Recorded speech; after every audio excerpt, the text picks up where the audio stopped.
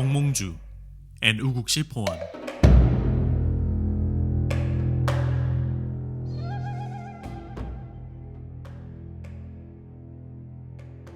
Late Goryeo era, 1380. Lee Seong-ge, general of Goryeo, was in a battle with Japanese pirates under the order of King Uwang, who commanded him to subdue the pirates constantly invading the southern region.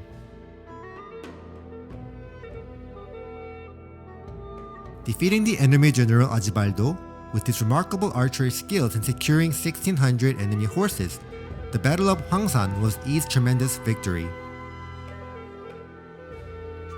General Yi, we should head to Jeong right away to report our victory to the king. The official report should have been submitted to the king by now. My relatives in Jeonju are holding a banquet to celebrate my victory, so we will stop by.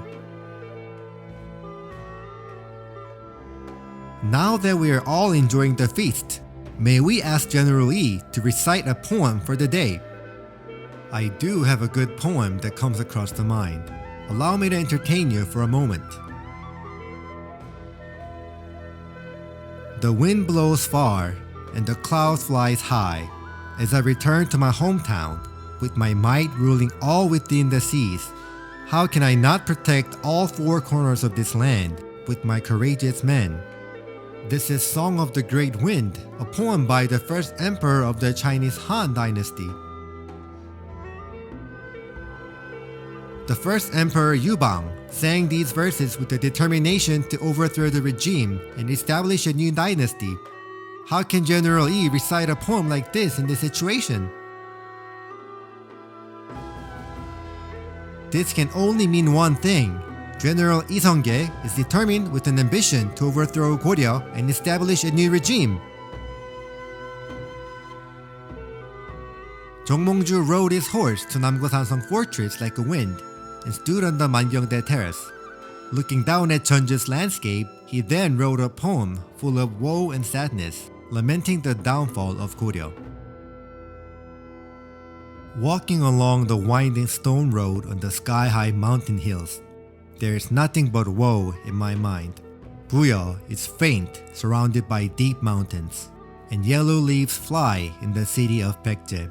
The strong wind of September deepens the woe of a traveler. A scholar is ruined by 100 years' arrogance. As the setting sun is so suddenly covered by clouds, I now cannot look at Jeong without sorrow. Wooguksi, the poem of woe for the dynasty, shows Mong-ju's will to serve Goryeo as his only righteous king. His faithful allegiance to the court of Goryeo is also well demonstrated in his poem Dansimga, which he recited as an answer to Lee Bang-won's poem Hayoga. Does it matter, this or that? Doesn't really matter if old vines entangle the whole mountain. We should enjoy the centuries pass by, entangled together like the vines.